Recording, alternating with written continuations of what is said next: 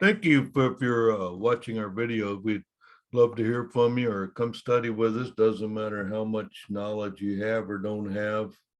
You have plenty to learn in the Bible, and it's very spiritually fulfilling. And that's at the Cyber Church of Christ. We use the King James Version. We all have the same answer to the questions because we research and show you the answer.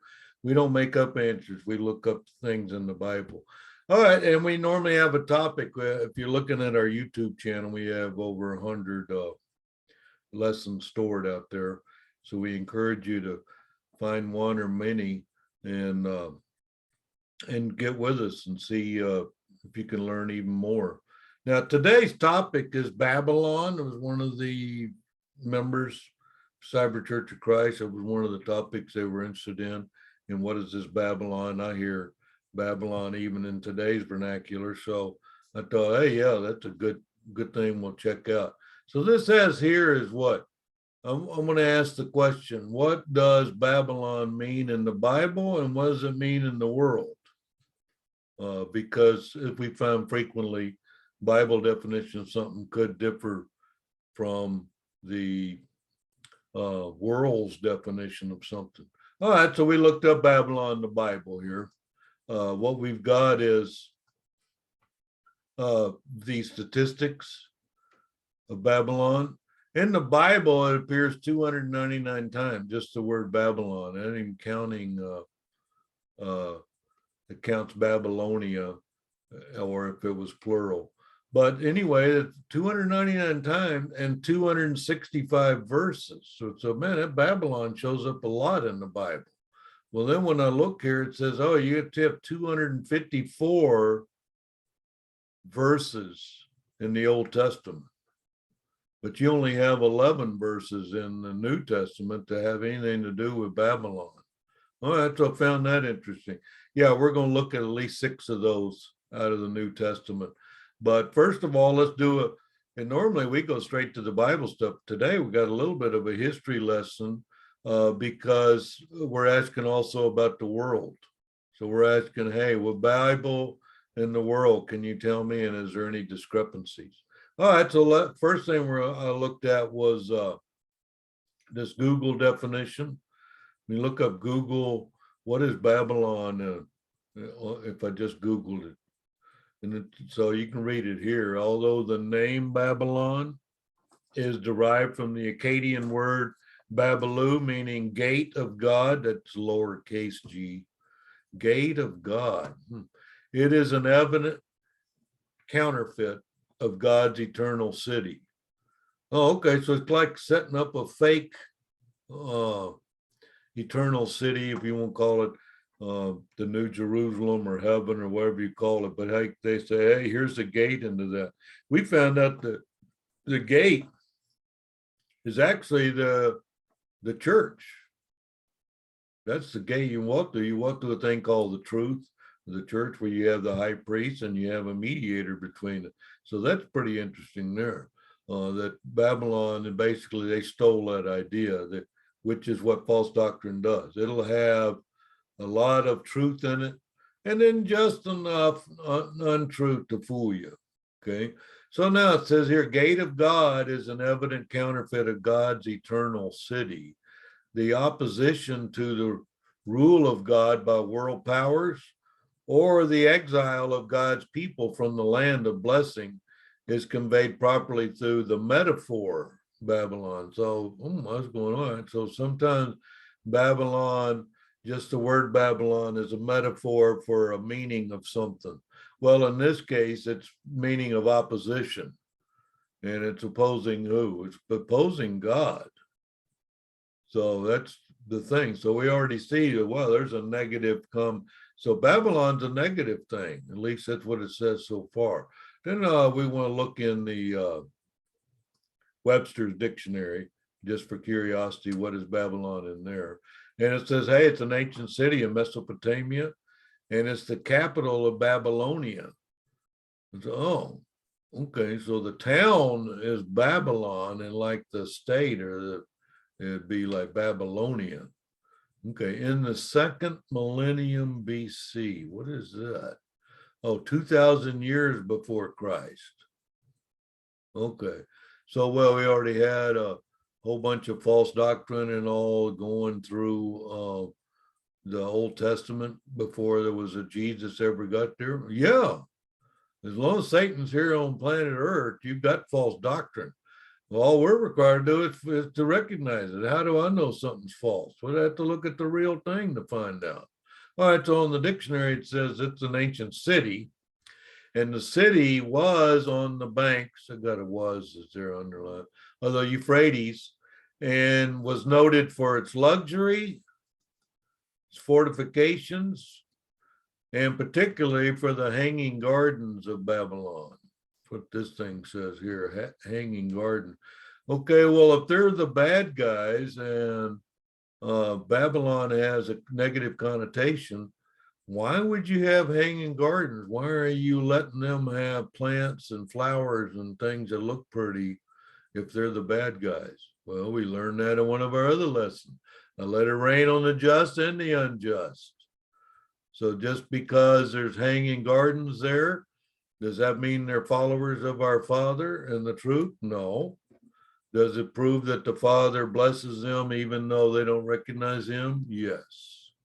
So that's interesting. It's got hanging garden. Now, there's one other thing I looked at here, because in Jamaica, they have a definition of Babylonia, which is almost the same.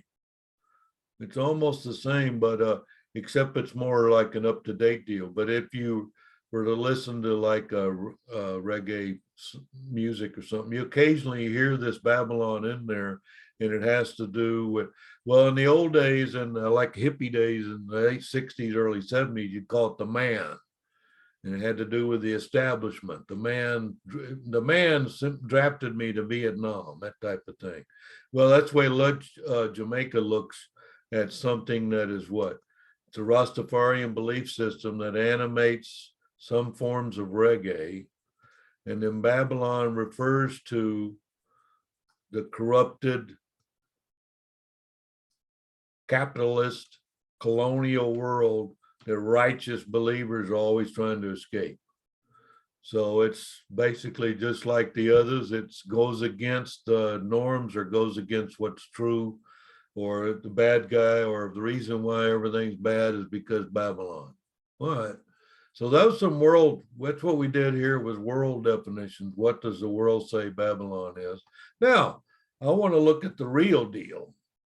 That's what we do. It doesn't matter what Webster's or Google or any of them say.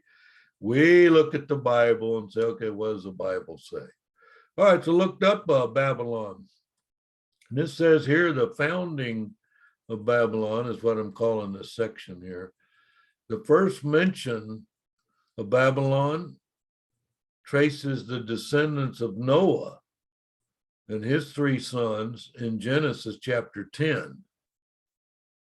Okay, so you're tracing it all the way back to there. Yes, this chapter is referred to as the Table of Nations. What chapter? Well, the chapter 10, Genesis. What is this Table of Nations? Well, I have it in brackets here, Table of Nations. It's a list of patriarchal founders. Or are you only going by the males? You're not using any females? No, that would be matriarchal. This is patriarchal. So you could be the fourth offspring, your other three are sisters, and then the patriarchal would go from you. That's why it's hard to say how old something is with these descendants and patriarchal founders, is because why? I don't know if they're the firstborn of the family and people try to put 25 years. Well, you can't do that. You let God measure. All right, what is this Table of Nations? It's a list of patriarchal founders of 70 nations. Well, I thought nation was like, like the United States or England or something. Isn't it? Like it's a nation to itself. Yeah, that's right. So these three sons made 70 nations. Yeah. How? Well, they were descendants. And besides, weren't we living to be 900 and something years old? And then once the flood, God started whittling it down, where that man was living to be 400 and 500. and then a little less to where now 120. You look at Psalms 90 and verse 10, it'll show you that 120 is the maximum man lives now. And the fact that he shortened their lives did us a favor. That's a whole different, if you've got if you want to study short or shorten, it's actually a favor to man, to ourselves, that we're only tested for our short day here on planet Earth. All right, so these 70 nations from Noah through his three sons here. We have Shem, Ham, and Japheth. Now, Shem had 26 of the 70, and then Ham had 30 of the 70 nations, and then Japheth had 14 of the 70 nations. You can see how they break down. Now, let's go grab this Genesis. Since you mentioned Genesis 10, let's look at this Genesis 10:32. Genesis 10:32 explains this. These are the families of the sons of Noah. And I've got families here, plural. Okay. These are the families of the sons of Noah after their generations in their nations. And then there's a colon there. And by these were the nations divided in the earth after the flood. Oh, would you only have one nation before the flood? Or, well, you can read up to Genesis 6 and see what happened with the flood and how God was disappointed with man and how evil all their thinking was. But here we got what the sons of Noah, because why? Well, it ended up being only 8 people saved on the planet. Noah, his wife, the 3 sons I just mentioned, their wives. And you're going to do what? Well, we're going to populate the earth. And there's going to be at least 70 countries. And it says here 70 nations that are coming out of just these 3 sons that you have. What if Noah had more sons and daughters? We could have, but it's not listed. So these are the families of Noah after their generations in their nations. And by these were the nations divided in the earth after the flood. So what did you do? You started your own country and then went to different lands or different parts of planet Earth. That's correct. And how are you going to divide it? Well, a lot of times, especially if you take world history, you'll see most are divided by water or some type of, like on this side of the river is one nation, this side the other nation. All right, so you can see how not only did they make generations, that they also, after the flood, thought that was interesting. Now, chapter 11 recounts their division at Babel. You know, most people have heard of Tower of Babel, where suddenly not everybody has the same language. Are you saying his 3 sons spoke the same language? Well, yeah. Yeah, they were all in these 70 nations. Yeah, they're all speaking the same language. Yeah. Okay, well, and after the flood, and we're finding out where you guys came up with a thing called Babel, and you wanted to build a tower going to heaven. You didn't even start on the highest mountain on planet Earth. You started from the ground, and then it made God so mad that he made them all. He separated them by not only a race, but also by languages. So suddenly they got confused on languages. So notice this, a Babel, same word as Babylon. So that's where it gets at. Yeah, it's the same Hebrew word. If you were to look it up in the Strongs in your concordance, you'll see it's the Hebrew word 894. And it doesn't matter if you look at whether it's Babel or Babylon, you're just going to get this 894. And when you look it up, it's going to have a real short definition. It's going to say, hey, that's the thing, gate of God, and then God's plural. Why is that a small g? Because that's not our Father. That's some religious thing somebody made up and says, oh, here's how you get into heaven, and they have gate of gods. And what are you going to call it? We'll call it Babylon. All right, so now let's look at this next section here. In the genealogy of Ham, so of the 3, you said that Ham had 30 nations come from him. That's right. In the genealogy of Ham, this is Genesis 10:8 we're looking at here. In Genesis 10:8, Cush was the father of Nimrod. Hey, this Nimrod is a significant thing. There's one of the members, one of the ladies of our congregation, actually studied this Nimrod and brought us some real interesting information. You'll see there's a lot of false doctrine, idols, fake gods, that kind of stuff, pagan things come from this Nimrod. So you ought to study that sometime. And what about Nimrod? He grew up to be a mighty one in the earth. Oh, okay. So what do you mean by mighty? Well, that's what I mean. And mighty in spirit and probably strength too. So Nimrod ended up doing what? Founded a kingdom that included a place called Babylon in the Shinar region there. So in Shinar. So what do you mean? So Babylon was actually something that came from this Nimrod? That's right. You thought even though there were other nations and we split them up, yeah, but by the time we got to Nimrod, he's a descendant of who? Well, of Cush, and then Cush is a descendant of Ham. But this Nimrod person is the one that came up with, all right, so I found out the source of Babylon. Where did Babylon come from? Good question. Came from Nimrod. Okay. And then Genesis 10:10 is in parentheses because I don't have it in quotes here, but I made a comment. Many of God's people were carried away into Babylon. And there's 28 verses in just 2 Kings that mention Babylon and 13 in Ezra. But anyway, some of them were taken by force. So you have it. And then you also find, if you were to read on in the 2 Kings and all, these people from Babylon are not nice. They would actually, like they wanted to defeated the tribe of Judah and took the descendants of the king or whatever and made them eunuchs to serve in their center, into their palace. Okay. Well, that is pretty rude. Yeah. So anyway, that's a little hint about Babylon. What it is, I didn't see anything positive about Babylon, including today. All right, let's go to the next question, next section here.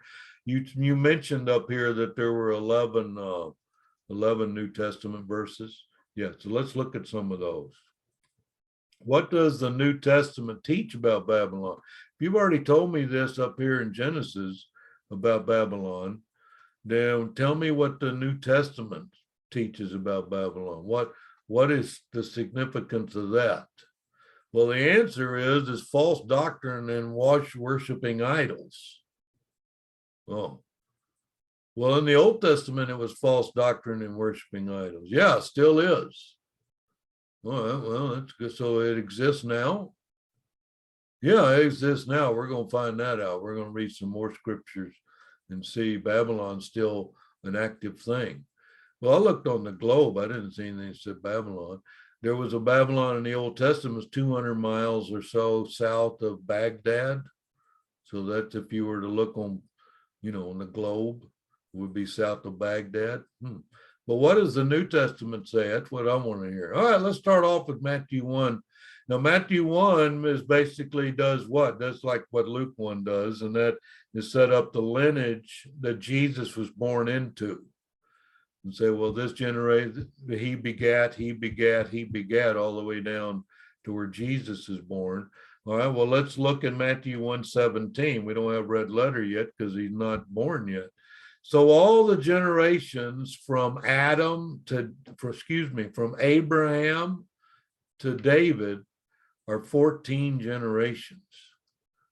Well, from Abraham, why didn't we start with Adam or Noah? You mentioned up there in Genesis 10, Noah is the one that came up with, has the 3 sons. So why don't you just say from one of the 3 sons? I'll tell you why. Because I set up my kingdom and told Abraham, I'm going to have you're going to have descendants that's numbers like the sand, and I'm going to build things from Abraham. Oh, so that's going to end up being what we call the Jewish nation, with Moses and all. That's correct. All right, so from Abraham to David, or 14 generations. All right, well, how long is a generation? Well, I mentioned that earlier. Is it 20 years, 5 years, 60 years? Don't know. That's why you can't put an exact count on these things and number of years, which is man's temptation to do, because man loves to do what? Measure stuff, especially time. All right, so from Abraham to David, 14 generations. David until the carrying away into Babylon. Okay, well, you were mentioning men's names here. Okay, why are you now going? I want to go from this name to the next name, and then the next name. You go, oh no, I'm going to tell you that it's carried away into Babylon. It was 14 generation.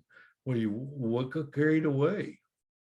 Oh, well, a lot of the what we call false doctrine, or they left to go do one of Satan's religions. Oh, okay. So there was a corrupt law of Moses when Jesus was born. Absolutely. That's when they end up plotting to kill him. You're trying to go back to what was real instead of all these things Babylon or whoever came along established. All right, so you went from these two names, Abraham and David, and now you're saying from David to Babylon's 14 generation, and from the carrying away into Babylon unto Christ for 14 generations. Well, that's pretty interesting. So we're talking about Christ being a descendant of David, the one that was inspired to write Psalms. That was the Holy Spirit wrote the Bible, but you're talking about King David? Yeah. David and Goliath? Yeah. Okay. And it's 14 generations until Babylon, and then from carrying away into Babylon unto Christ. You didn't say Jesus there.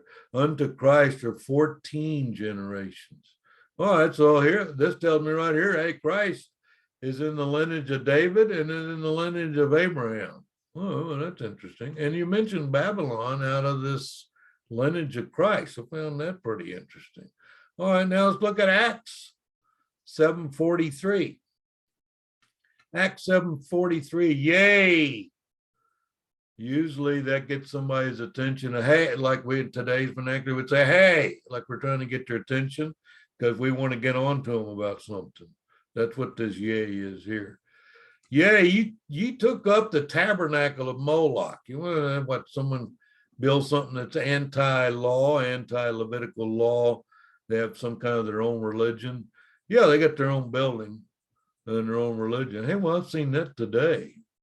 I've seen bogus religions that have their own building. Oh, and so you don't like that? No, you took up tabernacle of Moloch. And then who is this star? Well, the star to your God, Ramfan. Oh, what do you mean your God? Well, I put a small g. That's who your God is. He's not our father of spirits. You went into this false doctrine at this place, and then you said, hey, our God is Ramfan. Okay, well, that's where you'll also find a lot of idols and things like that. Figures. You're not talking about like plasterine figures, like figures and shapes of things. Exactly what I'm talking about. That's not numbers. Idols? Yeah, those are idols. So this figures here is where I got the word idols there. Well, I looked up idols. This verse didn't come up, right? Because figures is another name for idol. It says, what'd you do? You went into their false doctrine tabernacle. Then you had your own God Rimfud, and now you made these figures. You made these idol deals. What for? Why would you need this figure? Because you wanted to worship them. Oh, so you're not going to worship our Father or in the truth? No, I'm going to worship these figures. And that's even plural. You don't even have like one. You're going to, one idol wasn't enough for you? You're going to make a bunch of idols? Yeah, that's right. Why?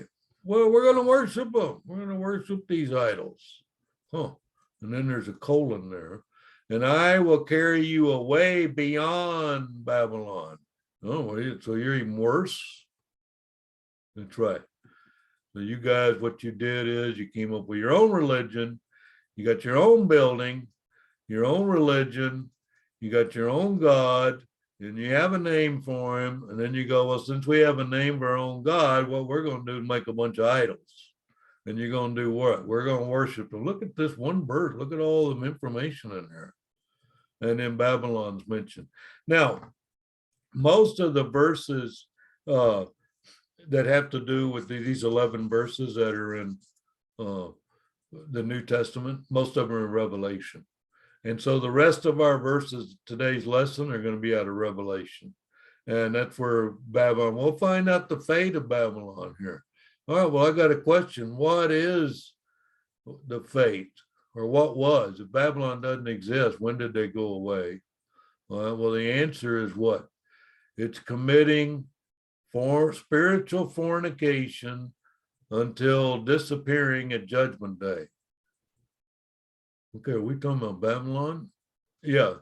Well, Judgment Day is not here yet. The earth's still here. That's right. So Babylon's still here. Oh, I'm going to prove that. I'm going to actually look at some scriptures and say, hey, watch out for this Babylon, false doctrine, worshiping idols. Look for all that, okay? Because it's still here. Babylon's still here. Now, what is this? Spiritual fornication.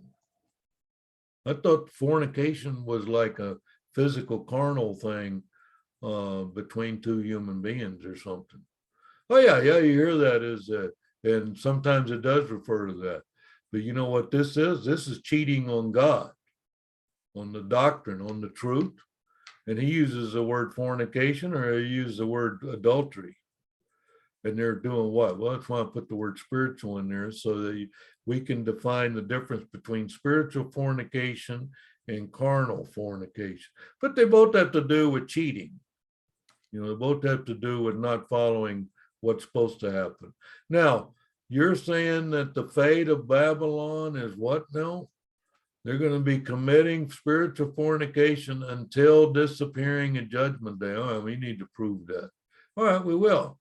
Let's go to Revelation 14:8. And it's mentioned in the end, these are all happening at Judgment Day, okay? And there followed another angel saying, Babylon is fallen, that great city, because she made all nations drink of the wine of the wrath of her fornication. Oh, okay. That's where you got the fornication from. Huh. Well, how can you have fornication if you're talking about a whole city? Well, because we're talking about this thing here. That's why we're proving this is a spiritual thing. So, but I thought today's topic was Babylon. Why aren't we talking about fornication? Because that's the main thing that Babylon does. They're committing fornication against our Father, meaning they're going to do what? Probably come up with their own tabernacle at their own place and have their own God. And then they're going to do what? They're going to make idols and then worship them. That's what they're going to do. Okay, well, who's going to fall for that? You got it underlined. All nations. Oh. So that's the wine of the wrath of her fornication. Whose wrath? Our Father's wrath. Oh. So yeah, she has wrath, and she being Babylon, because well, if you're using fornication, it seems like there'd be like a male-female thing involved. Yeah, we'll get to that. We're going to get a little more detail here. All right, so that was interesting. We're now tying Babylon with fornication. All right. Revelation 16:19 is what? And the great city was divided into three parts. And the cities of the nations fell. And great Babylon came in remembrance before God.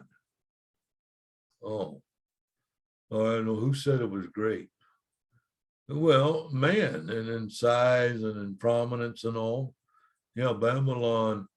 Okay, well, can I have like a spiritual Babylon that's actually over the whole planet Earth and it's false and people fall for either no religion or different religions, that type of deal? Yeah. Huh. And then what do you mean came in remember? So God's going to remember that you were in Babylon and that you worshiped idols and you drank of this wine up here, the wine of the wrath of her fornication? You do all that? You go, yeah, I'm going to remember that. Remember before God. And then what's that going to do? To give unto her, you're calling Babylon a female, her? Well, yeah. So, and the church is what? I mentioned this in some of our other lessons. Church is female. We're the bride of Christ. Oh, so this Babylon saying, oh no, we're the female, we're the bride. Oh, well, do you guys have cup of wine that you use in your congregation and in the doctrine? Yeah. Yeah, it actually represents the blood of Christ. It was shed on the planet Earth. Most significant thing that's happened. We had it earlier in our worship service.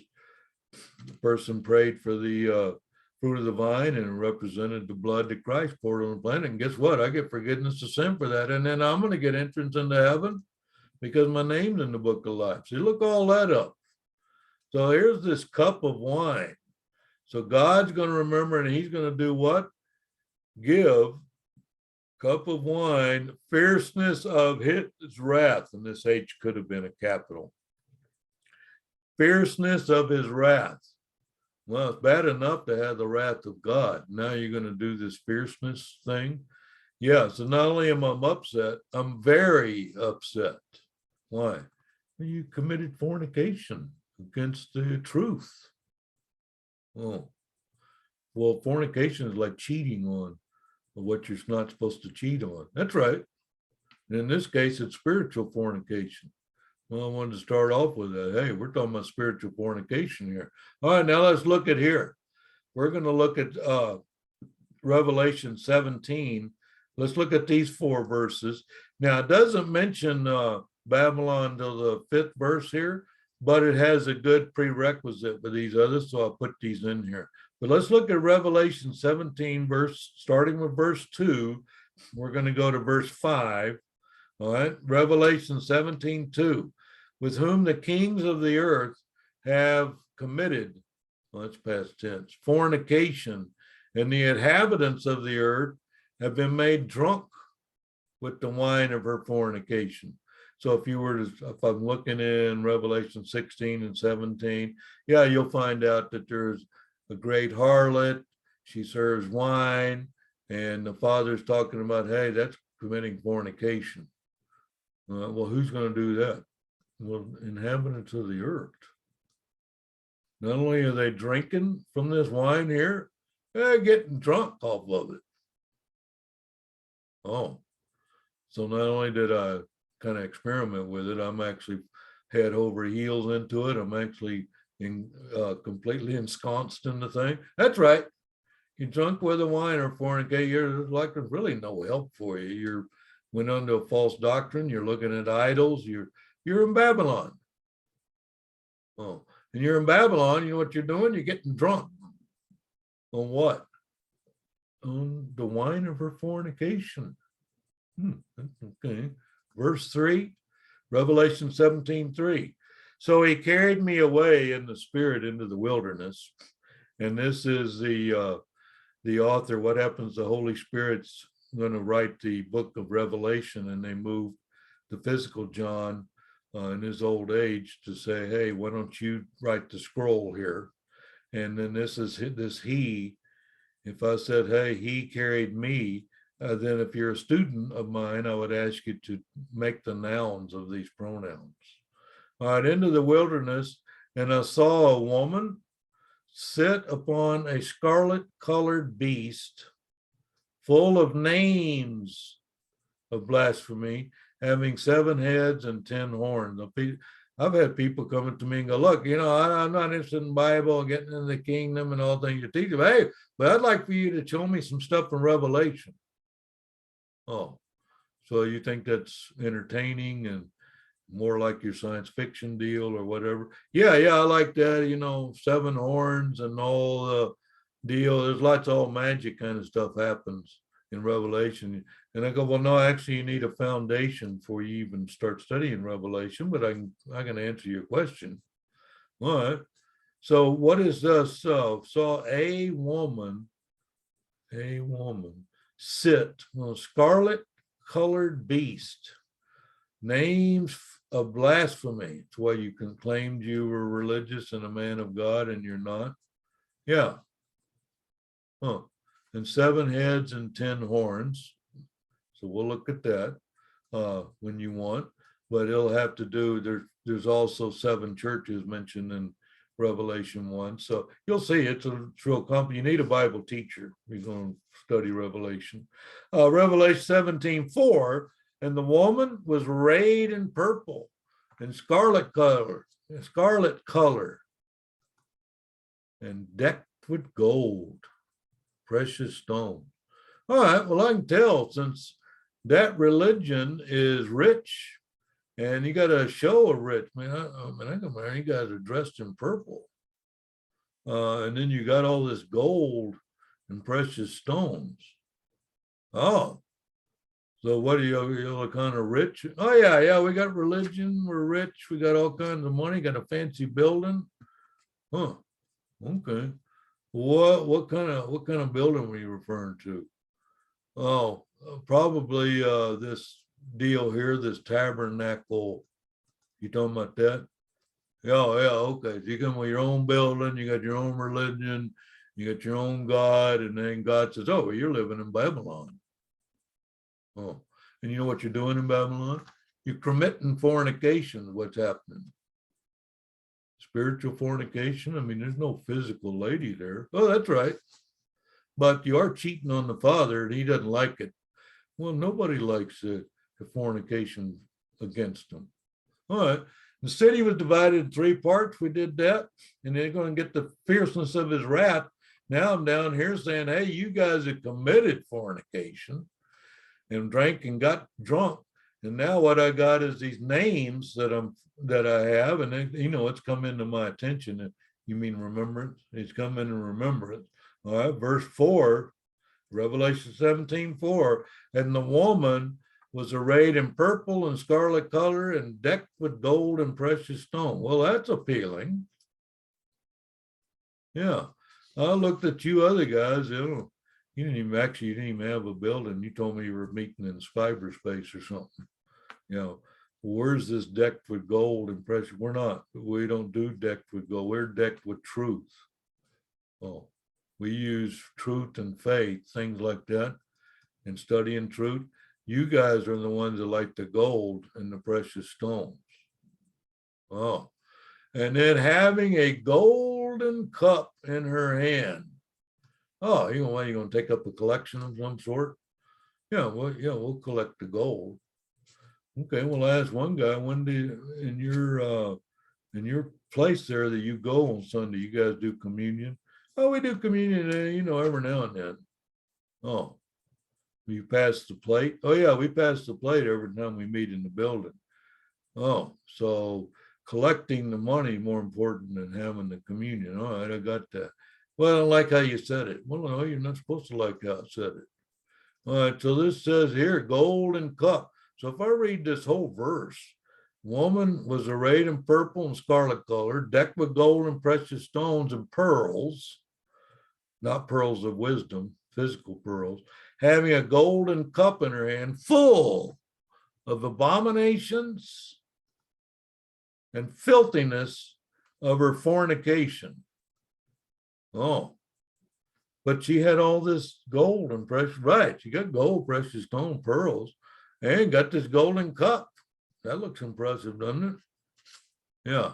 You know what's in the golden cup? It's actually full. Yeah, except it's full of abominations, things that go against the Father, and it's filthy. Filthiness. Ain't nothing clean about it. What's clean is the truth. And so what are you calling all this? I'm calling it all the spiritual fornication. It's her fornication. All right, now I'm getting to the word Babylon. This is Revelation 17:5. What we just went over was Revelation 17:2 to 17:5. So we're only at 17:5. And upon her forehead was a name written, Mystery. Oh, so I'm supposed to keep trying to figure it out. Well, this mystery ain't too much of a mystery. You guys are decked in gold. So you got a name written mystery, Babylon the Great. Why are these all in caps? They're all in caps in the Bible because it's a sign. That's what's scribbled on something. What is it that's written? Mystery, Babylon the Great, the mother of harlots and abominations of the earth. Okay, well, it was bad enough. You mentioned this fornication thing. Now you end up telling me harlots. Well, harlots mean there's more than one of you and you're all committing fornication. He goes, that's right. Yeah. And they're all offspring of what? Well, this Babylon, Babylon the Great. So it's producing harlots. That's right. What were you expecting to get out of fornication? You got harlots. And then what does the God consider that? Because it's an abomination. That's what it is. Of the whole planet? Absolutely. So mystery, the great, the mother of harlots and abominations of the earth. Oh, okay.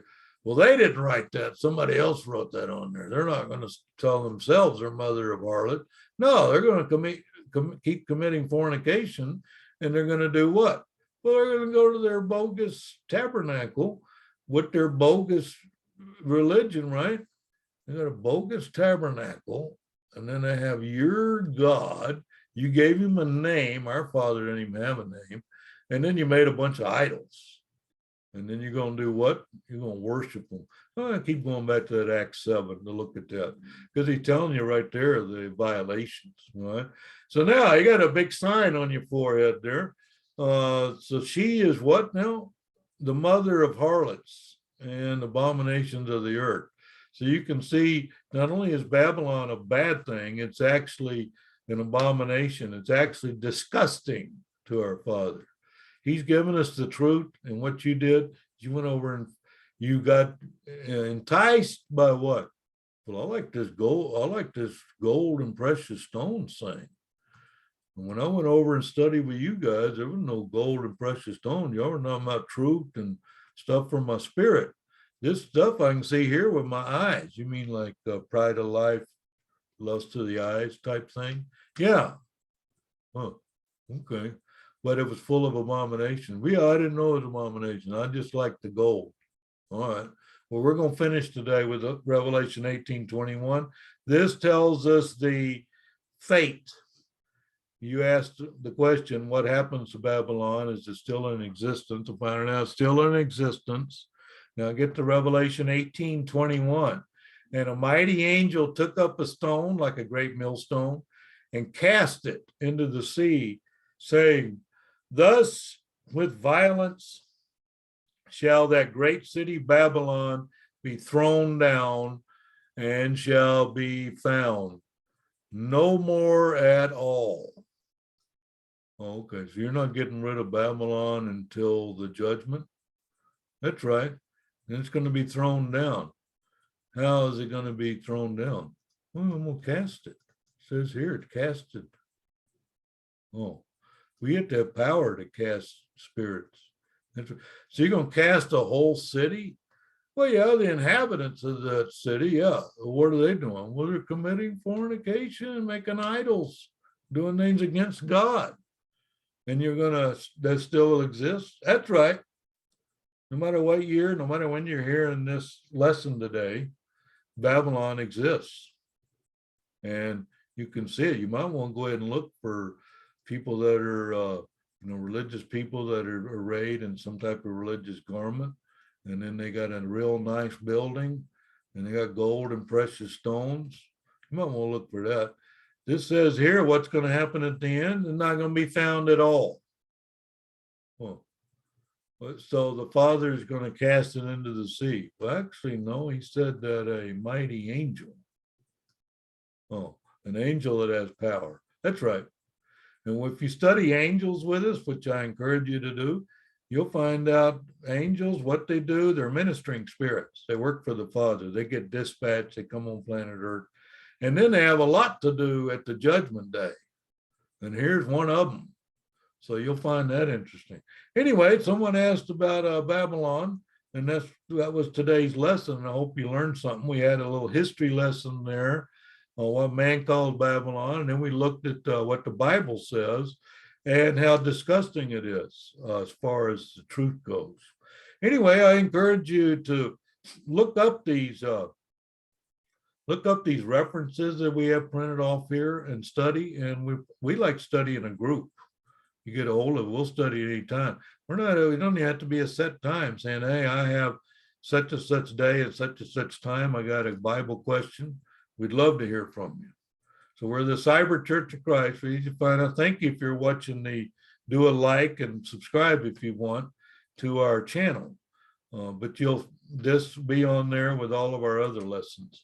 Anyway, I hope you got something out of today's lesson on Babylon. Hope that you're not a resident of Babylon. That's certainly, we are not residents of Babylon, us in the Cyber Church of Christ. We avoid this here. Okay, so I hope you have a great day and that I enjoyed being with you today, and I hope that you learned something and want to learn more. We'll hope you get that out about. If you think you might be living in Babylon, you can always move. You can always get out of it and not be cast in the end. Okay, well, thank you very much for today. And like I said, I encourage you to watch some more videos.